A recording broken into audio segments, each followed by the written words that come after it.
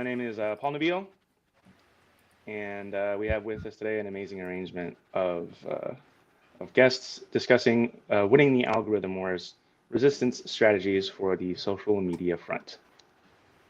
We're just going to dive right in, I think, with everyone, and just go around the table real quick. And if you all could just share your name and just a little bit about yourself, rapid fire style.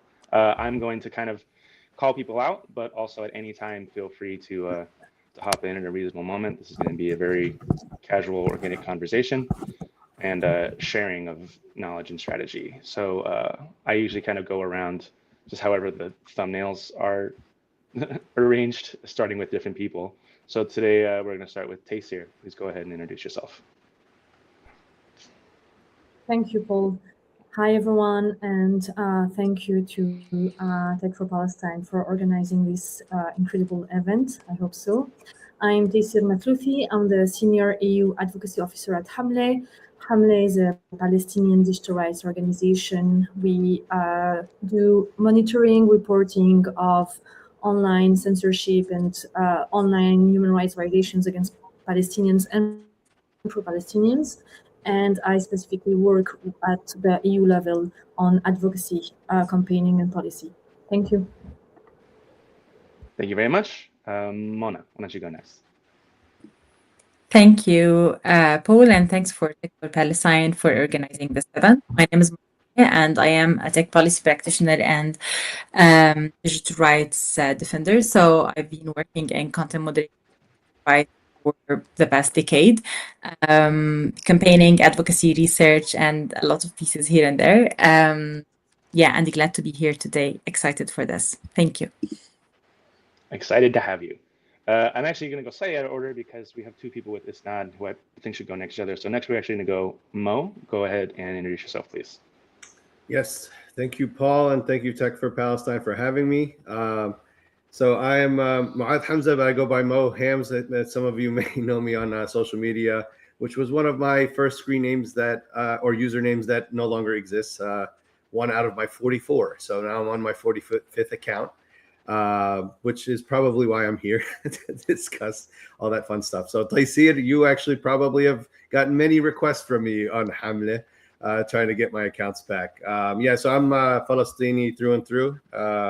Palestinian. My father's side is from Ain Karim, my mother's side from Tubas, and I'm been fighting the good fight for quite some time now, and I'm vice president currently of Son of Freedom, which is an on-the-ground organization really helping all families in need. That is started by my good friend Anas Mushtaha, who's also on the ground in Gaza.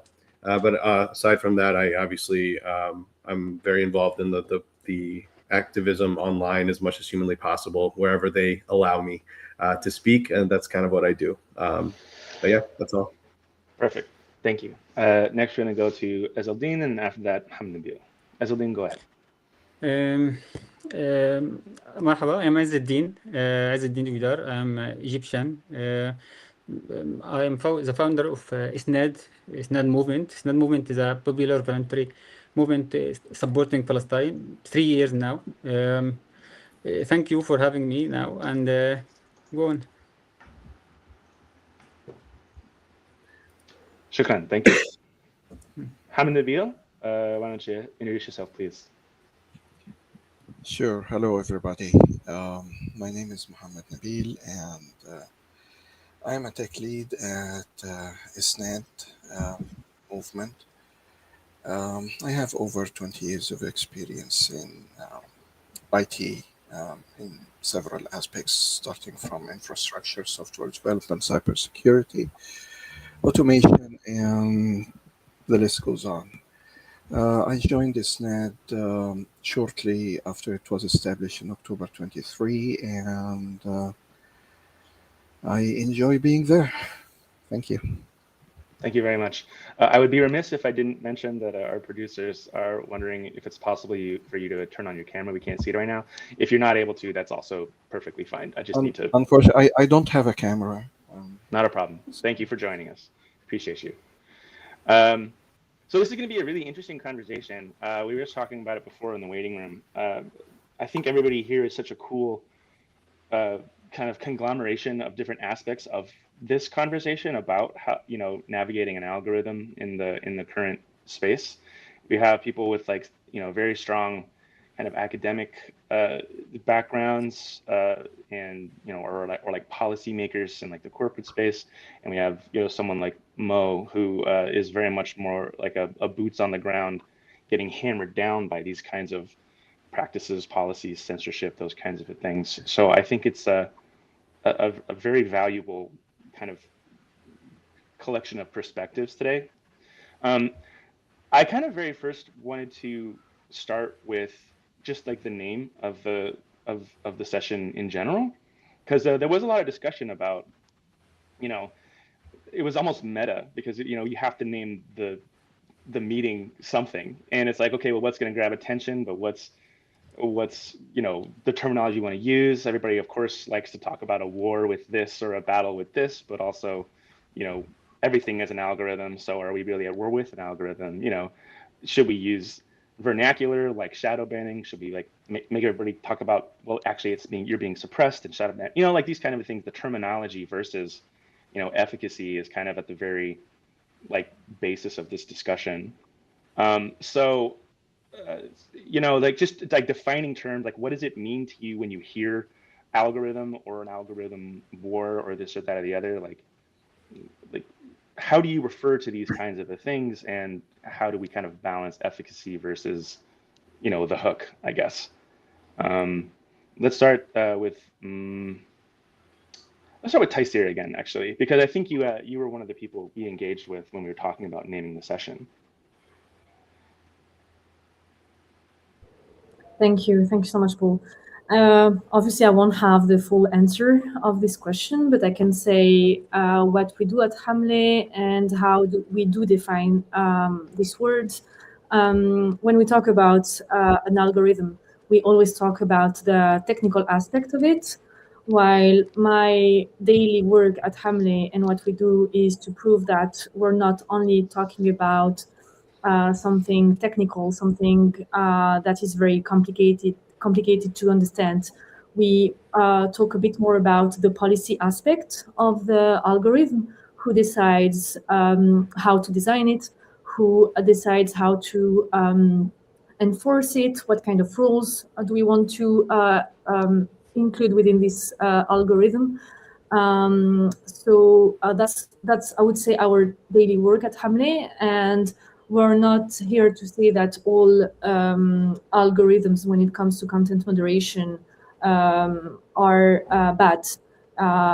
We do say that the solutions exist, but we're quite against the solutions being put in place by those big tech companies who are building systems that are very opaque. We don't really understand how they work. We don't have access to their transparency reports.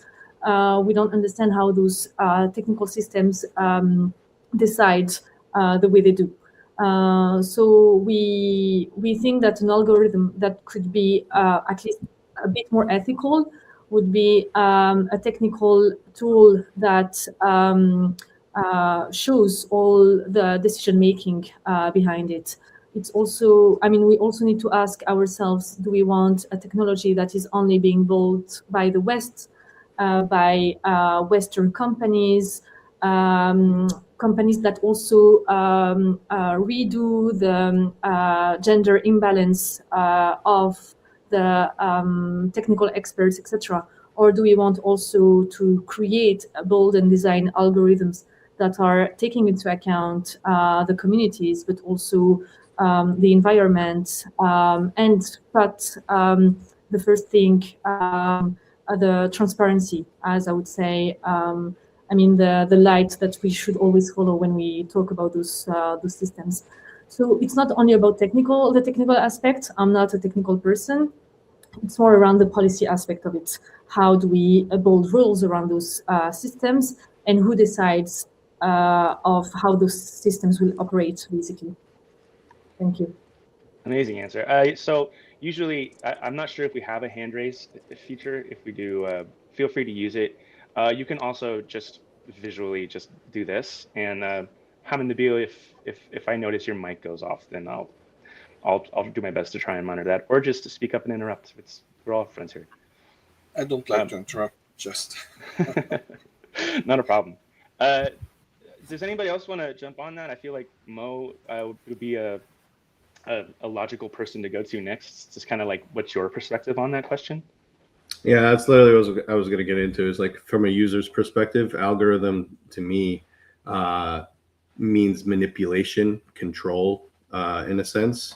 So you're manipulating the algorithm to, give others the dopamine fixes that they need, in a sense, but also manipulating the algorithm to silence the people that they don't want to hear.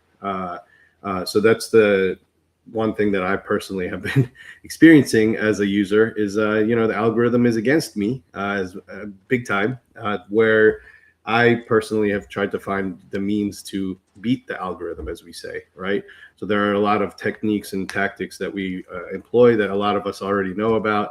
And who knows if I'm the right person to tell you if the tactics work, considering I've been banned 44 times, but they actually are working, and that's a good news here. Is my background, in which I didn't describe, is in marketing and advertising. I do understand the social space big time, so I also understand how algorithms work and how they manipulate it, how they control it, and that's something that can potentially be beat if you are tactful about it, right? So there's ways to engage people from the immediacy of your video, like how engaging your video is, or for my purposes, like I've done something from a text perspective, because like they control the algorithm through the actual captions of posts, as we know, and we have to write in symbols all the time to try to navigate that algorithm, is actually putting the text into the space and real estate of the post itself. I personally have done that, where I manipulate the text, make it different colors, different sizes, different ways, so that they can't latch on to specific words, which I think they're getting better and better with regard to actually using AI to find words, to find faces, to find voices, to shut them down in a way. But there are means to do it, and I've been doing it my whole entire tenure as a user, and to the point where like I'm garnering a following every single time, because they are working in terms of tactics to pull people in. But it's a matter of like, once they find out that you're back on the on the platform, that's when they take you down immediately with no rhyme or reason. So Yeah. there's a lot of manipulation, but a lot of corruption with regard to how they do it. So I was just saying, I think you're the only person I know who, like, part of your brand is getting deleted and coming back. Like, at this point, it's like, oh, there he is, he's back. So it's almost part of following you now, is continually having to follow. I'm here to torment Meta as much as humanly possible. Mona, or someone from Isnad, do you have any thoughts on that? Yeah, maybe I could jump in here.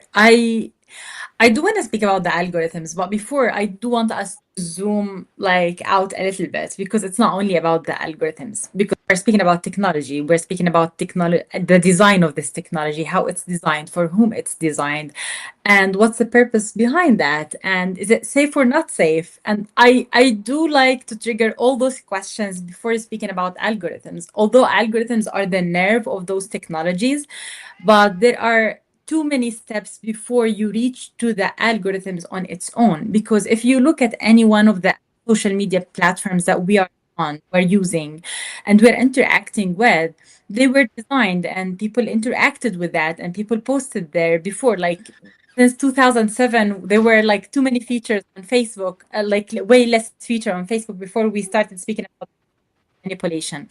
So I do think that we need to be mindful that not only about the algorithm, also how the policies are designed, how they change the policies, who they like, what are they addressing, and what they are, who left behind, and how all those questions are discussed and negotiated and addressed through the different policies, through the design of the features that rolled out for people. Are those features and products actually tested and balanced based on a human rights basis? And have like really risk assessment for the different features and for the different products before people start using. I highly doubt that. Being in this space for quite a long time, we've seen a lot of features, a lot of products that has been rolled out, and then people were impacted. Some of them are very basic, actually, products. So, if we want to speak about um how things like how it's shaped, like how the information ecosystem, I would say, shaped, it's not only by algorithms, because there are also other decisions that have been made to what stays online and what goes from the platforms, so that before what we amplify and what we suppress. So I always would like to be mindful of the factors before about the algorithm. And then I do think that the algorithms is a big portion of that, because they decide what to amplify, what to suppress, who to amplify, and who to suppress. And we've seen, like, for the past years, that much of the content that has been speaking about like progressive movements have been suppressed online. And this includes not only like Palestine, but also we can look at the feminist movements, at the different the different groups that have been advocating for different progressive causes and how their content, and then also what stays online and how the disinformation scene is affecting people online.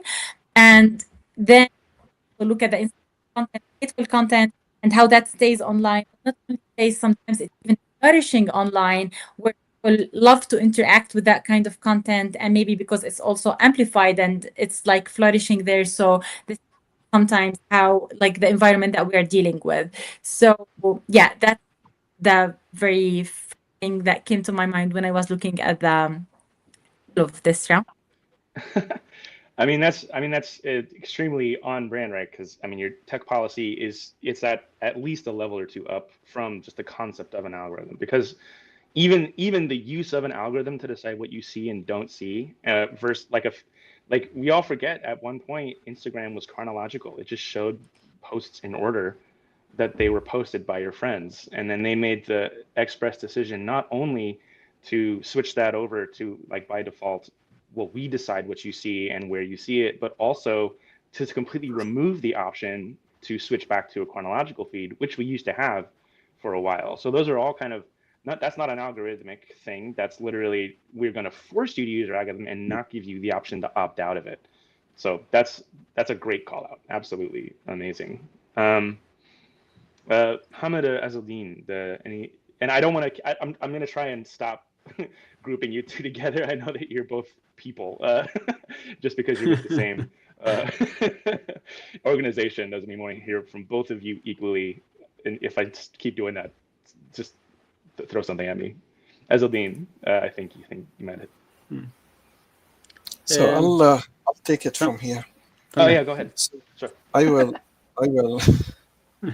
I just want to when I saw this the title of this meeting, it's not an algorithm wars. We are not at war. So I would like to say censorship algorithms, and this censorship, actually, it is not something new. It started in 1950s. And there was an automatic systems analog at that time to automatically listen to every phone call, and they just monitor for certain words like BOMB or any word that they start tapping those lines and see what's going on here. So this is not something new. When the new digital era, the internet and social media came up, it's the same mentality, but it's with different technologies. And the censorship itself is at different levels, starting from shadow ban up to, like Hamza knows, just taking out your account completely. So I think the I think we at Isnad, we have been working on this for a long time now. If we believe those 3 years is a long time. And there are several ways to get over this. The most important thing is those companies mainly they are after profit. We need not to forget that. They are after the bot farms, mainly. They are not after somebody saying, I like this country or I don't like this country. This is not their main goal. Their main goal is those millions of bots that is just roaming around, and they want to hunt them down because they just simply make them lose a lot of money. We at ISNAD developed certain technologies that I'm going to say counter those, I'm going to say algorithms, and I think we have been successful for some extent. And some of these technologies were some certain applications on certain levels, and also the daily monitoring and the strategy that we put in ISNAD, and the internal most important thing, in my opinion, is the internal education of all of the members. We have I don't know, thousands of members worldwide from 25 countries, different time zones, different ethnic backgrounds, different everything, and we just work seamlessly with each other on daily basis.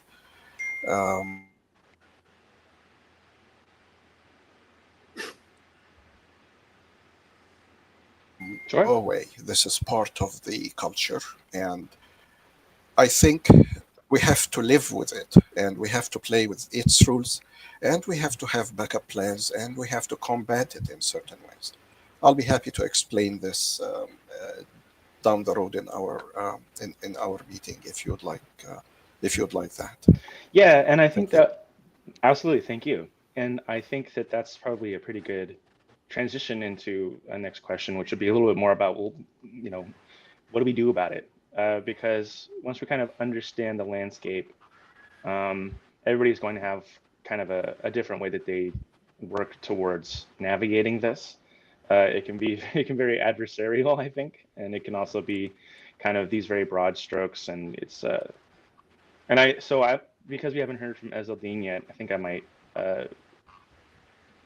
direct the question at you specifically, and you kind of, from your description, it seems like you kind of focus very much on like narratives, like what narratives are people trying to tell, and what narrative do we use to try and have our own voices heard in these digital spaces, which a lot of people will think about in terms of resistance, in terms of like a way to like a digital resistance space where we're trying to push back against what most people probably call like the mainstream, or the, you know, the much more widely funded, as Mohammed Nabil said, the one where the Zionist narrative that's going to be has a lot more push and power behind it. So like a grassroots counter narrative that we use to kind of resist in these spaces.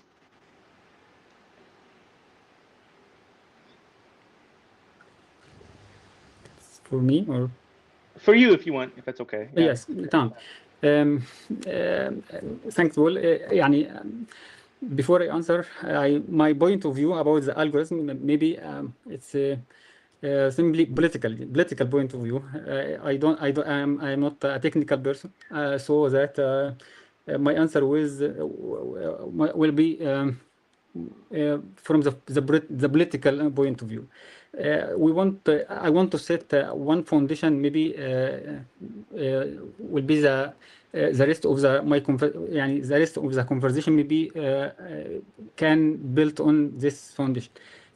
To talk about algorithm, we have to place them in their civilizational context, because the algorithm cannot aren't just a simple code. They are deeply organically tied to the very existence of the state of Israel itself. At ISNAD, we start from one core conviction.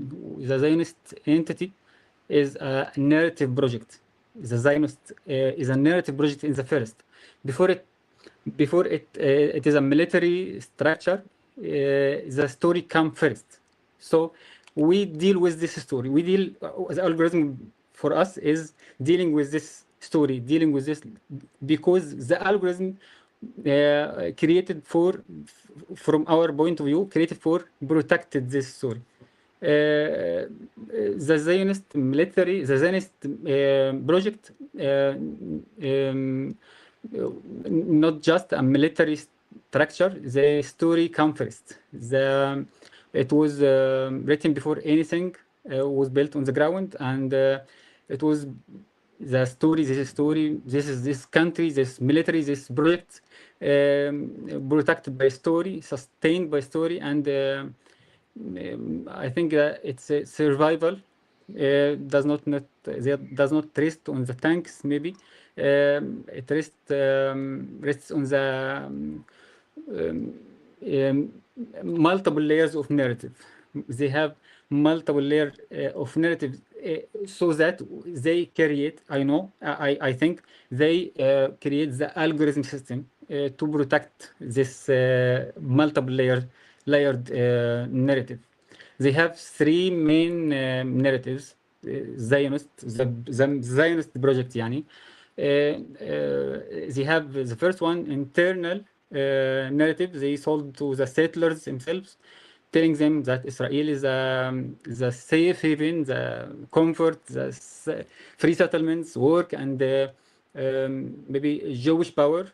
This is the first narrative. This is the first story for them. The second one, they telling the narrative aimed to the West, the world, telling them first that Israel is the only victim. Israel is anchored to the Holocaust, and the second one is this, only democracy. And the third narrative aimed to the Arabs and Palestinians, designed to push us, all Arabs and Palestinians, into the feeling of helplessness, into the belief that Israeli army simply cannot defeat it. They have three narratives, so that they, in our opinion, create the algorithm to protect these three narratives, so that when we talk about the algorithm, I think we should talk about politics. It's a politic issue where they just it. And that's amazing. So you're saying the algorithm is a representation of like the narrative they want to push. The three main narratives are Jewish power, ironically enough, self-victimization. The first one is what? Yes. The first one for the settlements, right. The haven, Israel is a haven, the safe, and the second one for the world. And the second one is basically like the self-victimization, like we're the victims here. And then the third one is for the Arabs and the Palestinians. And Arabs are helpless. Resistance is monsters. That's a really good distillation, I think. That's very. It's about the resistance. The resistance is helplessness. يعني. I think that's amazing. And does anybody who wants to respond to that, feel free. Mo, go ahead.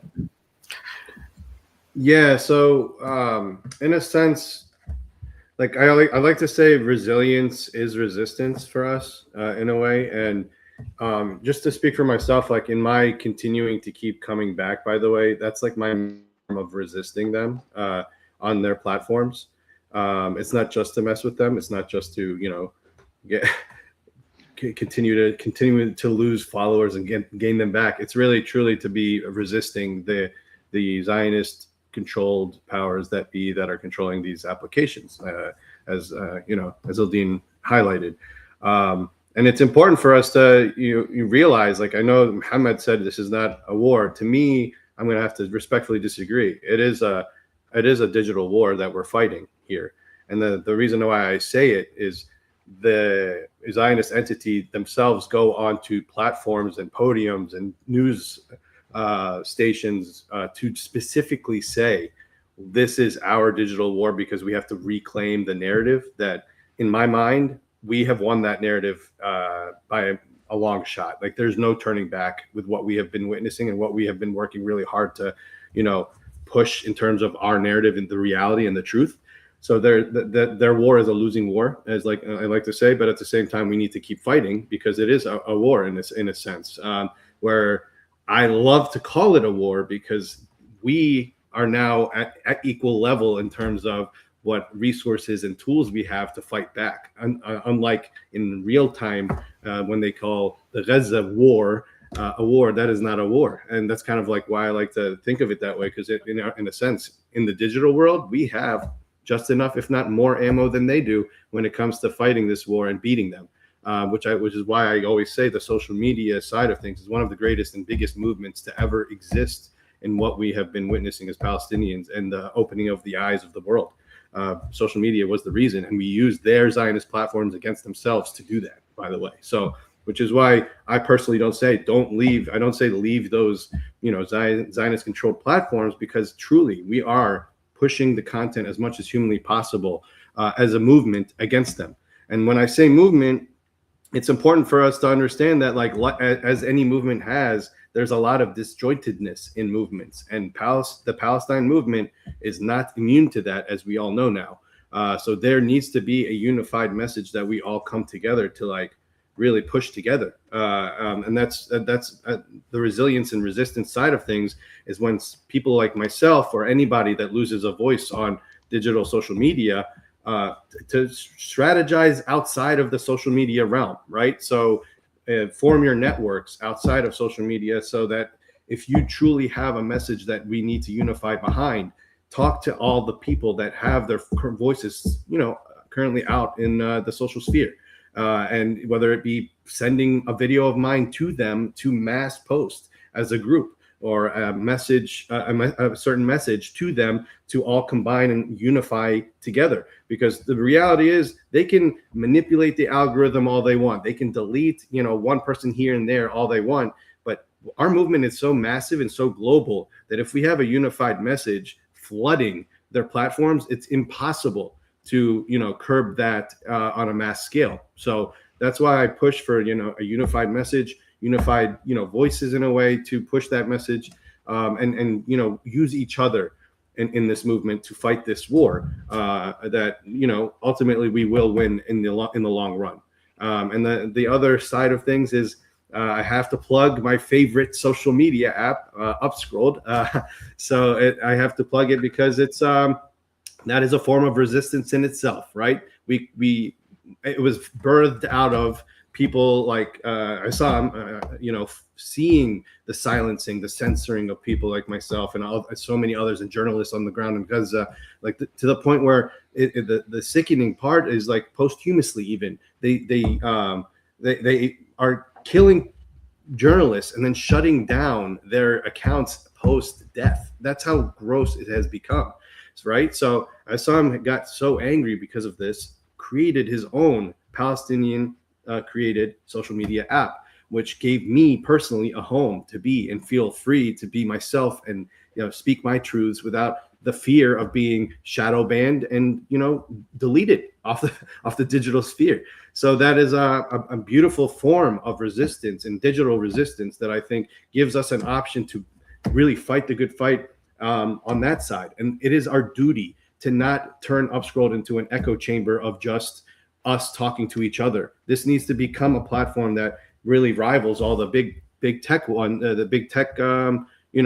legacy media, social media platforms. This is important for us to fight digitally in that way and support applications and platforms like Upscrolled, so that we can really truly fight the good fight in this sphere. Because they're going to continue to silence us. They're going to continue to shut us down on their platforms. We now have a platform that will not do that. So why not bolster that platform and make it bigger than the rest? So I think that's a great point. First of all, Upscrolled supported by Tech for Palestine. Absolutely.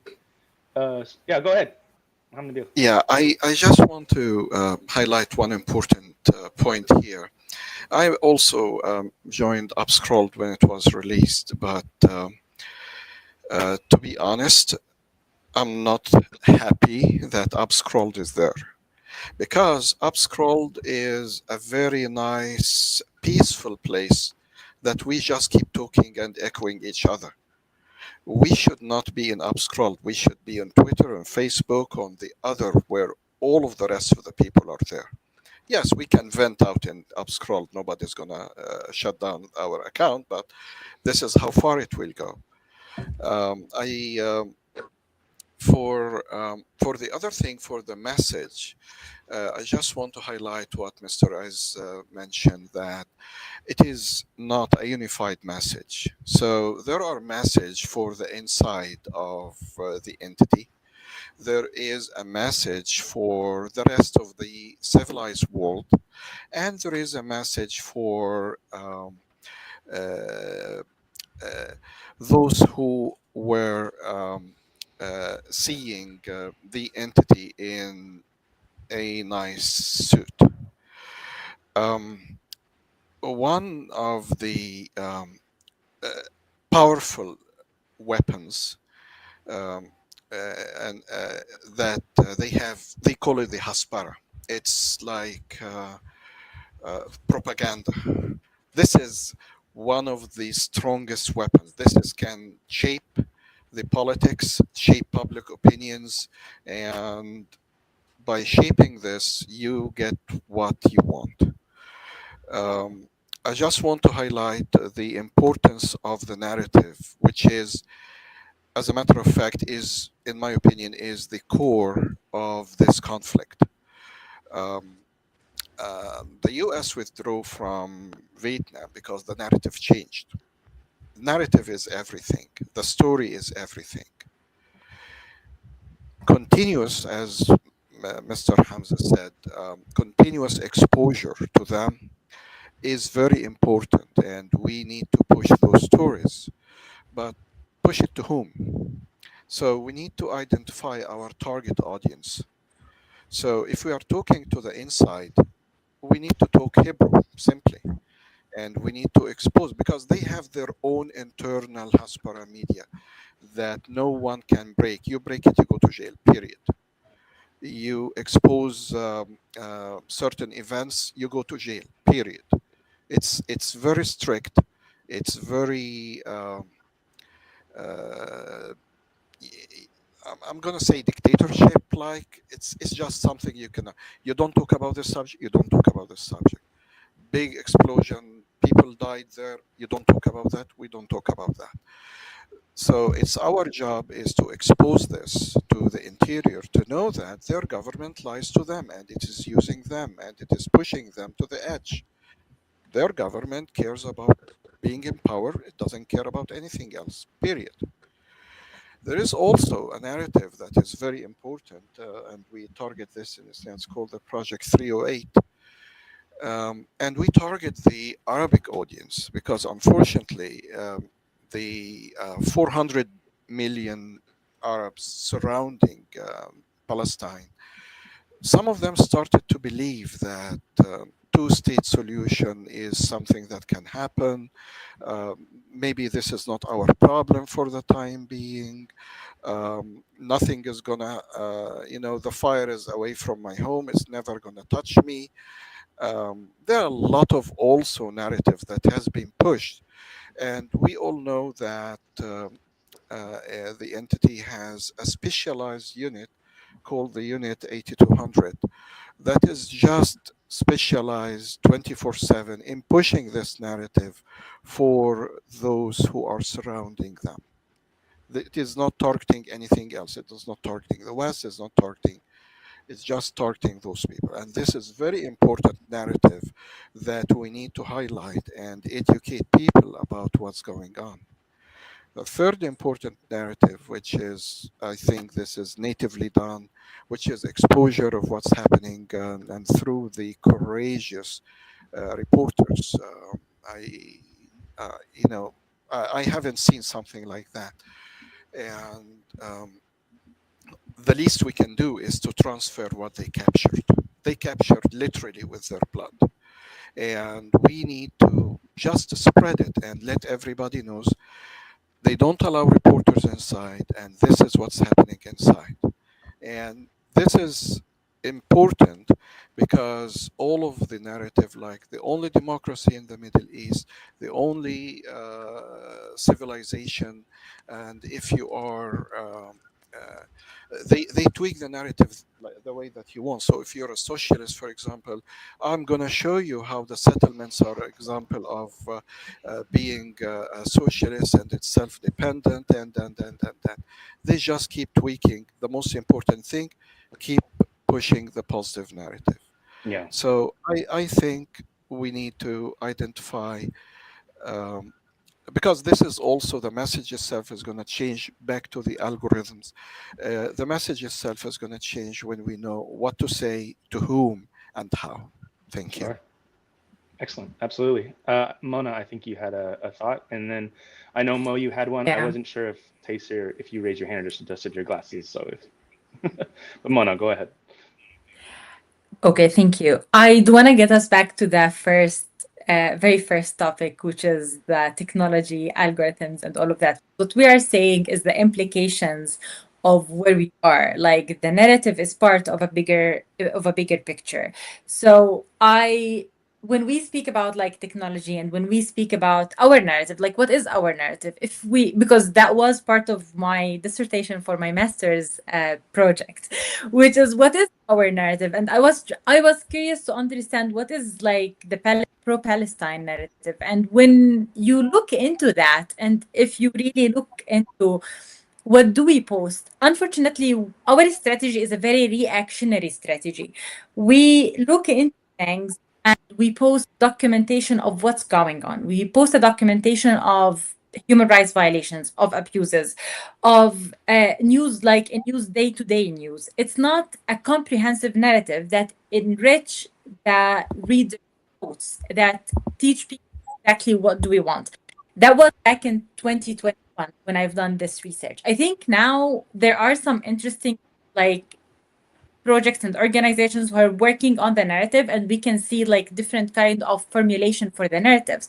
But also, if we want to do that in the tech industry scene, we need to understand the ecosystem. And if we want to look at the ecosystem, we as Palestinians do not have the infrastructure. We don't have the technological self-determination, what we want to have and what we don't want to have. And we're still relying on the big tech, the global industry for the technology to share our narrative. And that's why when we look at that, yeah, our narrative could, as like, again, I always love to have that in a very intersectional. I don't want to look at Palestinians alone. I do want to throw all those parallels with other people around the world. Because also, if you look at the Uyghur, if you look at Myanmar, if you look at Western Sahara, if you look at Latin America, there are a lot of also causes and places where people are also struggling.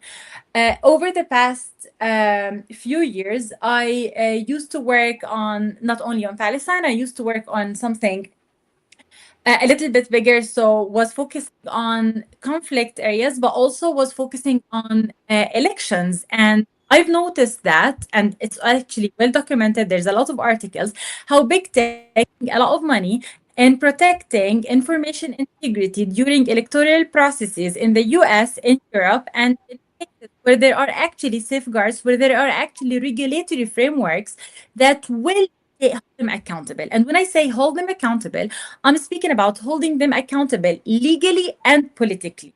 That's why, for example, big tech do not mess with the EU elections, although there has been like a lot of reports here and there, but there's, at the end of the day, millions of fines that has been like fined for text. And we've seen like things for child safety, we've seen things for different other causes in European courts. So this is where they are held accountable. But if you look at global majority, there are so many cases where in India, for example, during the elections in 2024, there was like a huge campaign against Muslim minority there, and there was nothing about it. It spread, it flourished. This kind of information, misinformation, news spread and flourished. Same for Palestinians. When you look at the Israeli narrative, it's same. If you look also at Ethiopia, at Kenya, at South Africa, and other places, it happened also in other places and other elections. However, if you look at Brazil, because now Brazil is leading the regulatory framework when it comes to global majority countries, that see change because Brazil now is also a leading power when it comes to regulating the big techs. And that could lead me to two main categories. The first one is how those big tech companies are held accountable and in which ecosystems. And the other one, what do we want? Do we want just to rely on the big tech, or do we want to shape our big tech, our digital infrastructure, and to build our ecosystem so we start using that? And speaking about that, this doesn't mean that we like only to use this and to leave that, because I do agree with what Mo said regarding we want to stay here so our narrative stayed here, but also we want to stay here so we tell people, hey, there is an alternative that you could join and you're not censored and you can speak with us there. We can have those conversations there. We don't want to be in an echo chamber where we are other, because if you look at those alternatives that now are emerging, and I'm glad that Palestine is incubating those projects, interestingly forming a new infrastructure, digital infrastructure, that we can say that we are building or we are having our digital self-determination. I want to speak about digital sovereignty in our region, especially sovereignty is always connected with the states, and unfortunately, states sovereignty, I'm not sure how is that, like if we want to go to that corner or discussion. So I do want actually us, think about holding big tech accountable from one hand, but from the other hand, focusing on the bright side of building the alternative, using the alternative, bringing other people from the big tech platforms to the alternatives, and thinking about what kind of narrative we want to put in there. If that makes sense. I've got Mo next, and then Taysir, you're after Mo. Yeah, I mean, it's very well put, Mona. Ultimately, like Muhammad Habibi, I respectfully disagree again when you mentioned, and don't take this as infighting, because this is just honestly respectful disagreement, because this is something that's it's an issue that is being talked about, and it needs to be addressed. Having the alternative is incredibly important. Yes, it starts off as an echo chamber because, like, you know, the people that, as I say, stand on business are very human, pro-humanity oriented, ended up flooding to the to Upscrolled as the primary foundational user base. But the reality is, I mean, we want this to become bigger, and it is already starting to become bigger. And then we noticed that it is something that people want.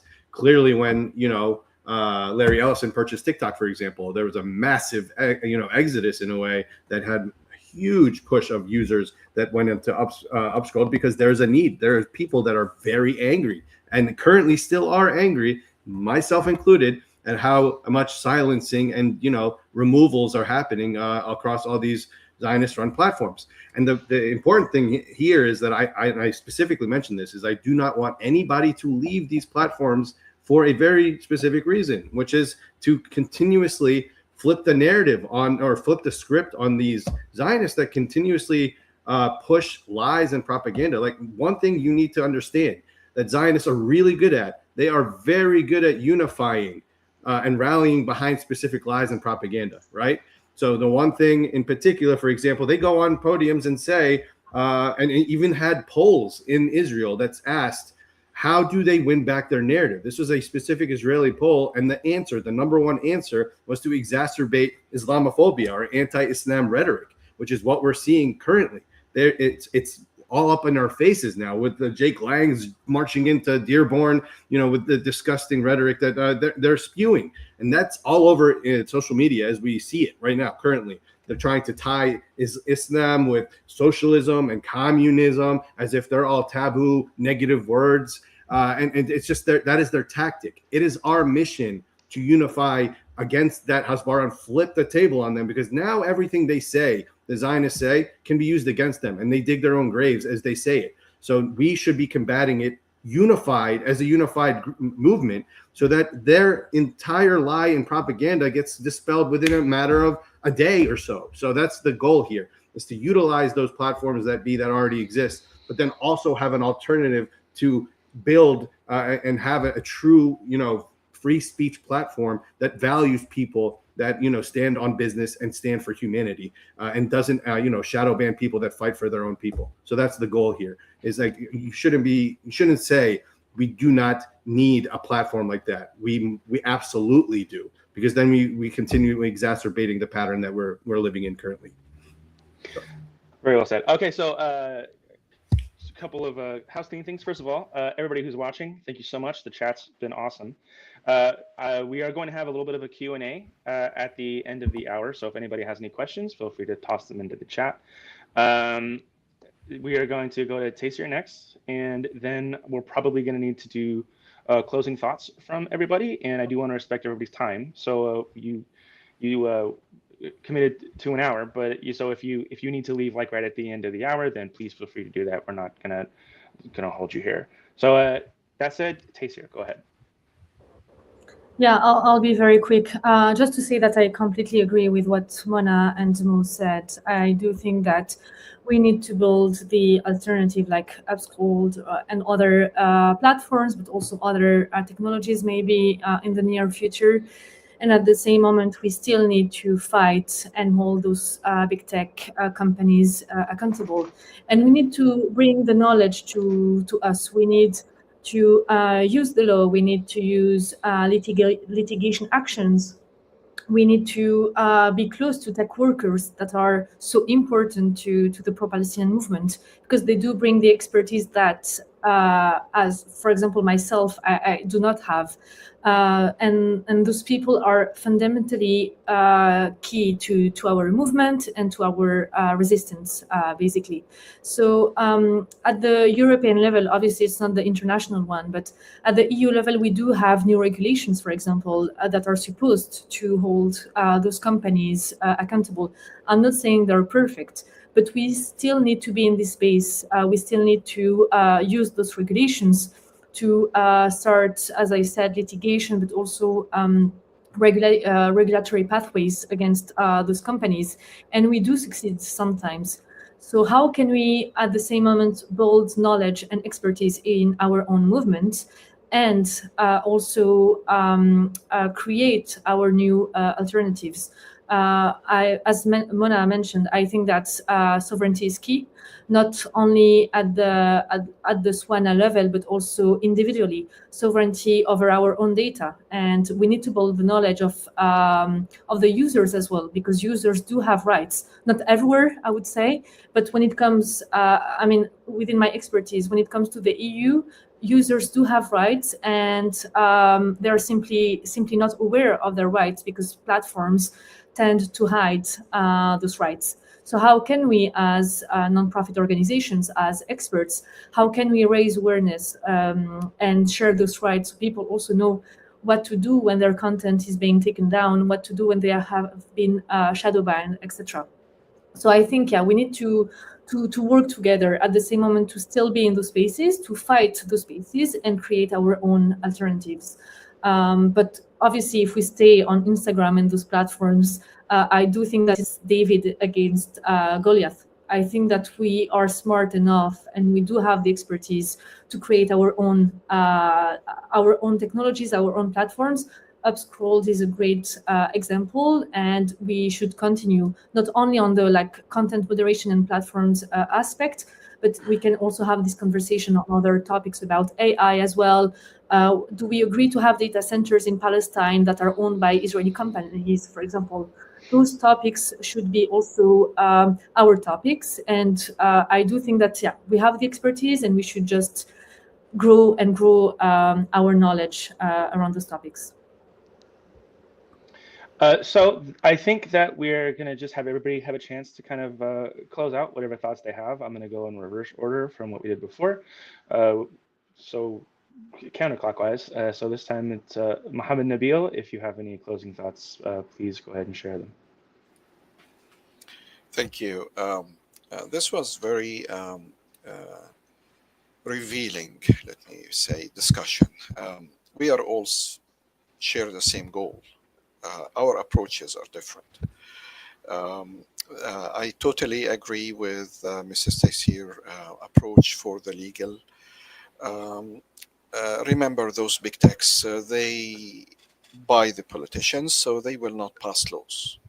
Things can change after what's happening in the world, and I hope it's going to change to the best. And because I believe they should be held responsible for the contents of their platforms. I just want to highlight something we do in ISNAD, like Rabbit and return platforms. Those are, especially Rabbit is designed to combat the shadow ban. Shadow ban is one of the common, very common, easy banning techniques, and Rabbit is effectively combating this.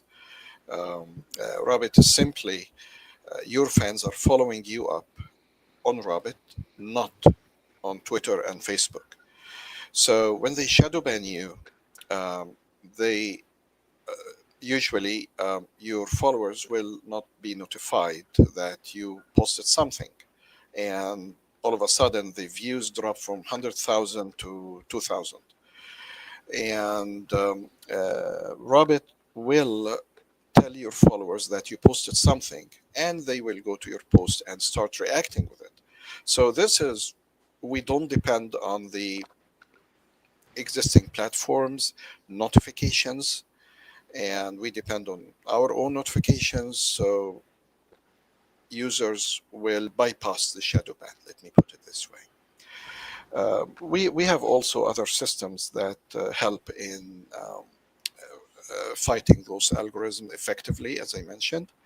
But again, I'm very pleased to meet with you all, and it was really a very nice and revealing discussion. And I hope the success and free Palestine. Thank you. Wonderful. Thank you so much for joining us. Mohamza, you're next. All right. So I like to use every platform I have and to highlight this in particular, because it's more of like for us as a collective people, because of what they're trying to do to us and silencing us. It's basically additive to all the atrocities that we've been witnessing, every single day. It's just adds another layer of like, dystopia to the world we live in, right? So this is something that I'd like to highlight, is that, every empire in history, uses the psychic numbing tactic. And this is something for all users that are on every single platform, that you're going to see so much atrocity, propaganda, and so much atrocity thrown at you at once, which is Israel's MO. They throw everything at you at once, all of the atrocities they can. Donald Trump spews lies every single millisecond so that you don't catch on to the lies and everything. This is very important for me to like continuously highlight, because sometimes I'm noticing it's not just an algorithmic thing, because when a term like ceasefire comes up, in our world, it tends to, silence people a little bit more. People become a little bit more complacent and don't, post as much, are not as active on social media. And this is something that actually contributes to the algorithm. It helps the algorithm when we become a little bit more silenced, that they're just amplifying other news stories, other stories that are just useless in our world. It's important to continue to push our voices harder than ever when they're trying to manipulate our voices at all times. So psychic numbing is basically being aware of that, being aware that they are trying to numb you to a point of inaction, to a point of silencing you without actually silencing you on the digital platforms that be. They're actually trying to have you, take a seat back and say, oh, everything's honky-dory, everything is really good now that there's a ceasefire. But no, we know, we see, and with our very own eyes, it's still continuing every single day. We're seeing the genocide literally continued and exacerbated by Western news media, which is trying to dominate our social media waves again. So it is important that we continue to be loud and push on a mass scale as a huge group with the same exact content that we've been doing for the past 3+ years. Because now, once we start to silence ourselves, their algorithms will crush us. That's just how it is. So I want us to just be wary that if we feel like that numbness, feel broken down, feel tired of posting and yelling into whatever void you think you're yelling into, just know that means they're winning. They want you to do that, and that is, in a sense, them winning this digital war. So I refuse to do that personally, which is why I continuously come onto the platforms that try to silence me. And I think everybody should do the same, is really just keep pushing your content as much as humanly possible, no matter what shadow banning they're trying to do to you. Because the more people that do that, the more we end up, crushing their algorithms and, silencing of us. So that's that. Thank you. Aziz, yalla habibi. I think that we don't own the platforms, we don't own the algorithms, we don't own the terms. We fight in their battle. The Zionist regime who controlled or ruled the world, they created a shield for their story. The shield is the algorithm. So I think our effectiveness does not come from answering every lie, every single lie, or joining every single battle, or replacing every single platform. I think that this way will burns our energy, or burns our supporters' energy in a narrative battle that was designed with our enemies' terms. So that we in ISNAD believe that the real effectiveness, our real effectiveness, comes from working in 3 levels. The first one, understanding against the algorithm itself, by understanding them, outsmarting them, and breaking them. The second level, or second battle, maybe, dismantling the main foundations of their fake story, of Zionist fake stories. Instead of chasing every daily claim, or we focused intensely on building tools, lines, and strategies. We think that we can design maybe a solution for every for small problems, small issues, not spend our abilities on designing a huge platforms to replace the whole infrastructure. I think we need to think in this way. We need to make our design some solutions for the small issues to dismantling the battle against the algorithm, against the system. We try to do that in SNAD. We actually designing very many small applications, many small solutions to dismantling this battle, this huge battle. So we think we don't need to defeat the algorithm. Maybe we can crack it, or dismantling it, and winning small battles. But we should have a clear goal. Our enemy is a narrative for Zionist state. At the 3 levels, the internal speech, internal narrative for the Israelis. We already have some solutions, some platforms to speak with the Zionists inside, the settlements inside. And we have some platforms or some solutions, some teams to fight against the global narrative, the Zionist global narrative, and the Arab Palestinian Zionist narrative, which for the Arabs and the Palestinians. So that I don't think we need to fight a huge war, a huge fight against the whole algorithm, the whole system, and replace every single platform. I think we should think to fight small battles to just it. Thank you. Thank you so much, Mona. Go ahead.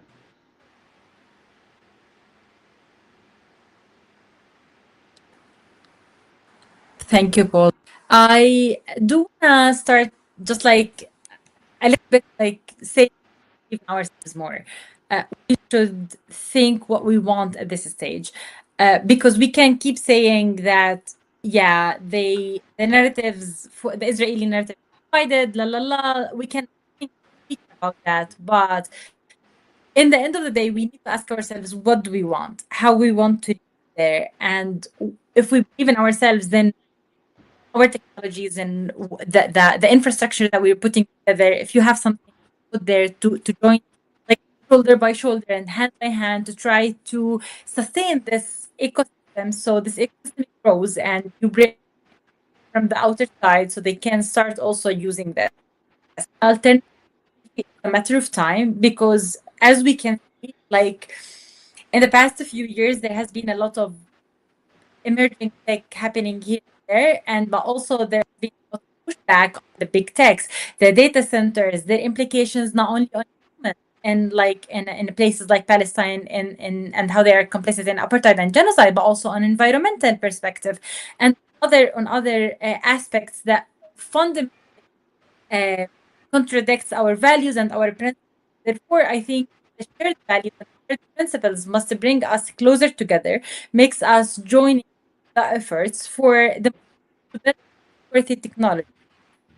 And that now are emerging, like look at Upscroll, look at Thawra AI, look at other tech platforms that are emerging, and try not only to use them as as a consumer, but also try to think how those could evolve, how those could thrive. If you can support them, how could you support them? If you can invest, maybe think about investing in these technologies and try to enrich them ecosystem and try to think about this. And that said about the infrastructure, we also know about the policies in parallel or in like in parallel with that, and to think about what kind of policies do we have platforms, because in the end of the day, if we want to build a technology that is owned and incubated by the community and by the movement, then the movement need to shape the technologies, not only product, but also as a. So if you have something regarding the policies, if you have something on how those technologies should be shaped, what should stay online and what shouldn't stay online, and what's your rationale behind that? Maybe this is like an invitation more to have more exchange, more knowledge exchange, and more experience there with those companies, and try to join that table. Whenever there's a round table like this and you have something in that regard, try to enrich that kind of conversation. So we develop those technologies based on our needs, not only as like being the other big tech, because our needs as a community and as a movement is slightly different from the global trend. So I think I do want us primarily to believe in us and to believe in our abilities to build those technologies and to sustain those technologies, not only to build them. I will stop here. But before I stop, I want to thank Tech for Palestine once again for organizing this. Thank you. Thank you so much. Taser, go ahead. I'll be also very quick. Just thank you so much for this conversation, because I think that respectful disagreements are good. It's good to debate also together, to be able to go out from our comfort zone as well and learn other perspectives. I think that we do have the tools to build strong platforms and technologies where we can be the sovereign behind them, but we still need and I'm still saying the same thing, but we still need to build a bit more the expertise. Also create some cross sector work. I think it's important for nonprofit and academics, for example, to be very close and working with tech workers. We also need to build strong guidelines for whistleblowers, so we can also get information from those big tech companies. And that's always a way to understand how their tools work, how their algorithms and technologies are being designed. So I do think that we need a bit more cooperation, collaboration all together. But at the same moment, the solutions, I would say, are here. We have great expertise and knowledge already. We are capable of so many things, and I think that Upscrolled is a very good example of it. But we also need to, I mean, as Hamlet does, we still need to continue to report, to archive all the censorship that is happening on these big tech platforms, because hopefully at some point accountability will be done, and we will be also able to repair and ask for reparation from what has been done. So yeah, I would say continuing what we do in those platforms and building our new own solutions is key for the near future. And thank you so much for this conversation. I learned a lot as a non like technology expert, but more like a policy advocacy one. And I really hope to be able to listen to all of you very soon. Thank you.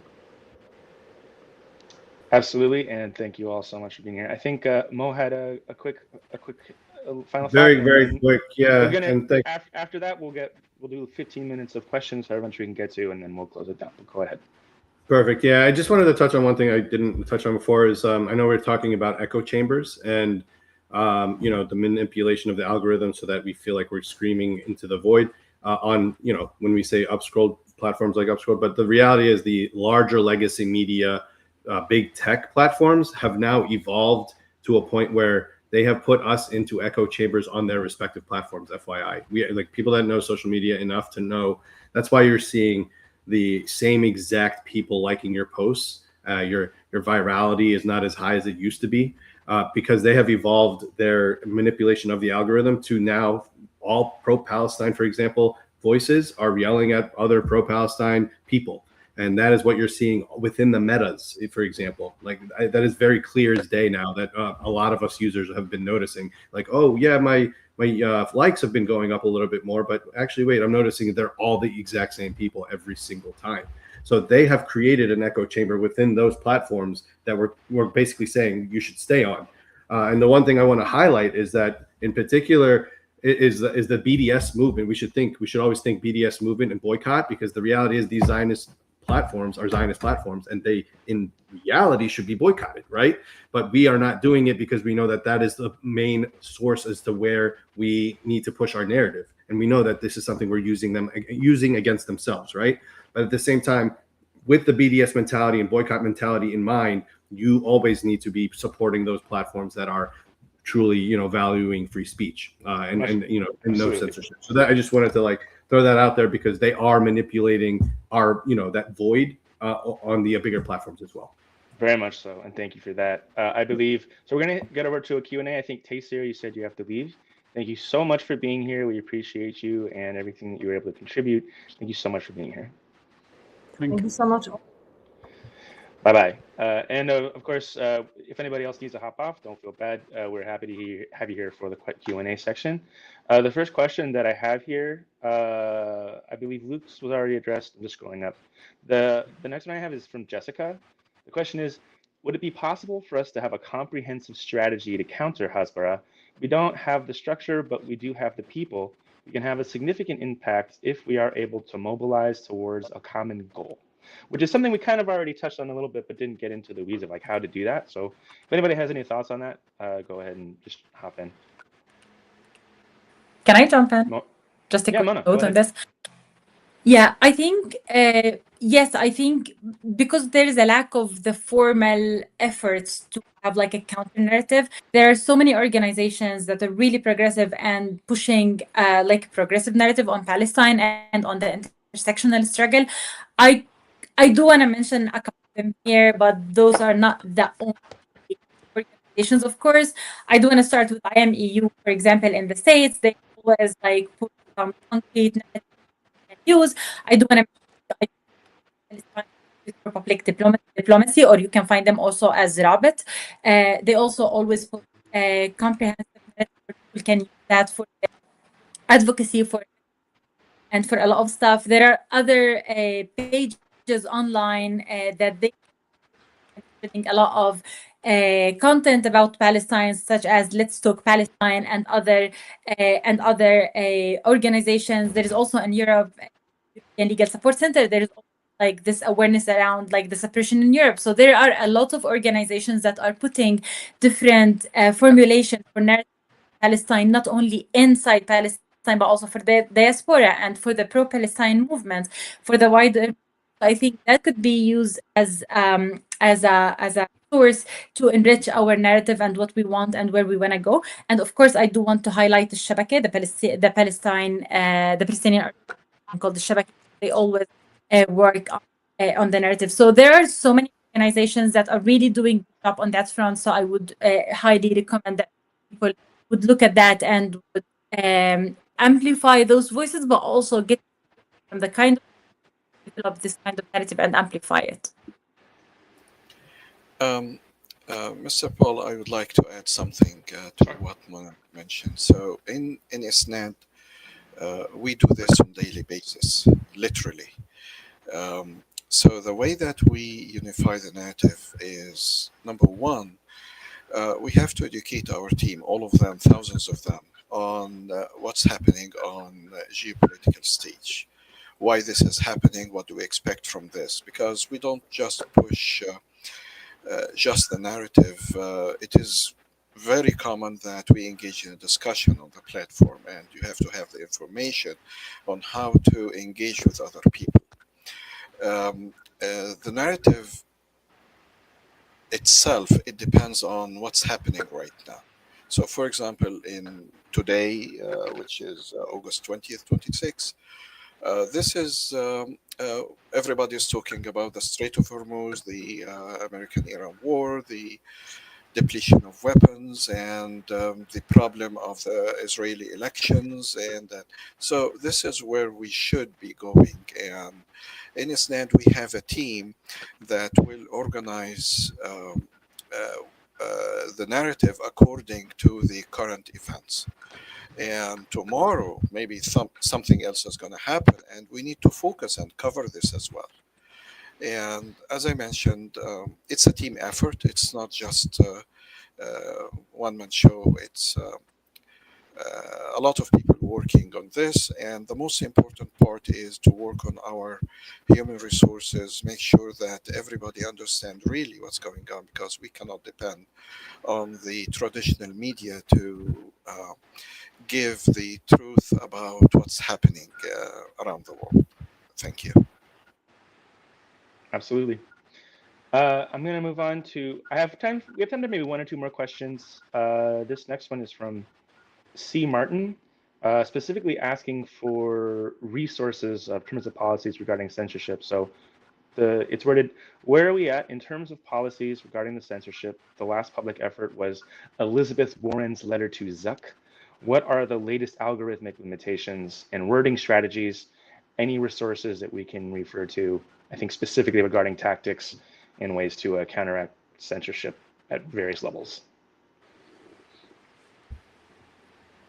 Yeah, I mean, I can just speak as a user that I've been doing personally. It's honestly, it's what we all know. It's trigger words that are negative. Honestly, anything that's like politically charged, that we typically symbolize it. All of that kind of stuff. The tactics I use is also try to refrain from using as many words use as least words as possible in the caption sometimes, and put whatever, if you have like a full thought that you want to actually include for people to see, put it in the actual post itself rather than the caption.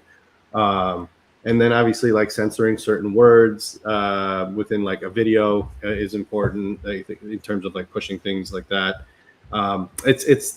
That's the thing. Like that's why I think pushing for those alternatives that don't require all this stupid hoop jumping is the best way to go about it. But we have to manipulate the system. They're catching on very quickly on certain things.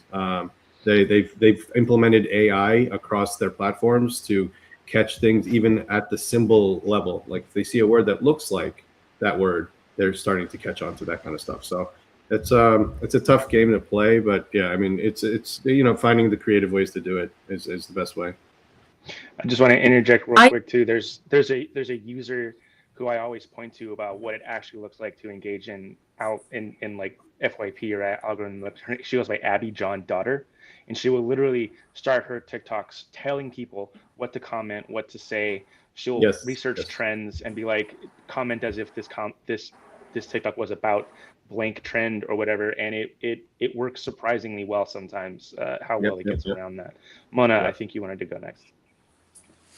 Yeah, I wanted to, because regarding the Elizabeth Warren thing, it's just like, it's funny because I was involved in those advocacy efforts, particularly with this case. But it's been a while when I've seen the comment. This was 2 years ago or even more. But it's funny enough because also I do want to put something on the table that we didn't actually mention during this the whole change in the tech scene within the big tech industry in January last year, which feels like 2 years ago. Like it's now 2 years ago, but it feels like a while ago. Or yes, like it was weird because we as a movement were pushing for a lot of change, not only for Palestine, again for many other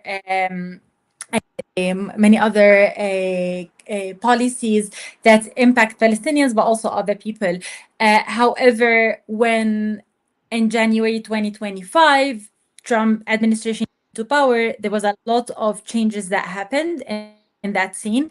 We've seen how so many, like how the different tech companies, I'm gonna name, like for example Meta, they immediately eliminated their fact checking program, and like we want to have free speech, more free speech. Like what defines free, excuse me, for like a company that suppresses certain.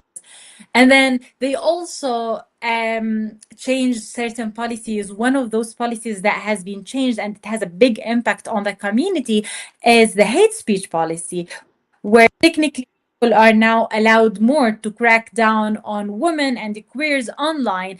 And if you compare that with before, and even before, it wasn't like a perfect example, like the best safeguards ever to protect queers and women online, but now it's even weaker policy, so people can crack down under the so-called free speech.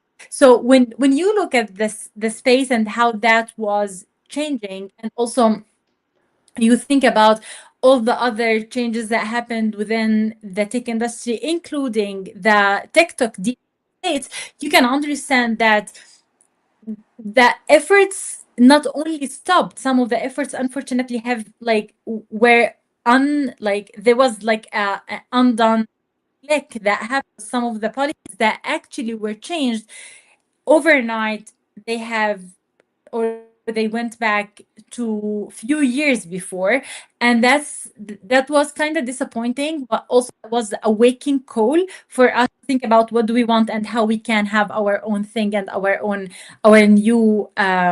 new infrastructure. So this is something also to keep in mind and to think about it. Not only, yeah, it's a global platform, so everyone is there and we can speak with everyone, because overnight there was like a political change that impacted all those tech companies and technically impacted people in the global majority. So yeah, that happened. That came in that comment. I think my producers will yell at me if I try to take another question. So we're probably going to end it here. But I think that that's an excellent point to land on, which is essentially uh, all these changes affect everybody. It's not just one movement or this or that or the other. It's when you try to cramp down on free speech, when you increase censorship, it reduces the safety of everybody involved, and that's why big creators like Mo and Alan Espinosa just submitted a comment, but it was about Miss Rachel and how the larger the platform, the bigger the following, the harder it is to silence those voices. Like how vehemently they have tried to silence Mo's voice, and he just, no matter what they do, he just always bounces back and says, "Hey guys, follow for more." I appreciate you all so much. Thank you, everybody, for joining us. This was an amazing conversation, and I believe we had a couple of questions about whether, so one was from Imam Bukhari, whether you could cite this. Yes, this will be uploaded after we end the session here, and you can cite it how you would any other YouTube video. So again, thank you all so much for joining us. This was the Tech for Palestine Roundtable, Winning the Algorithm Wars. Thank you so much for having us. Thanks, Thank you. everyone.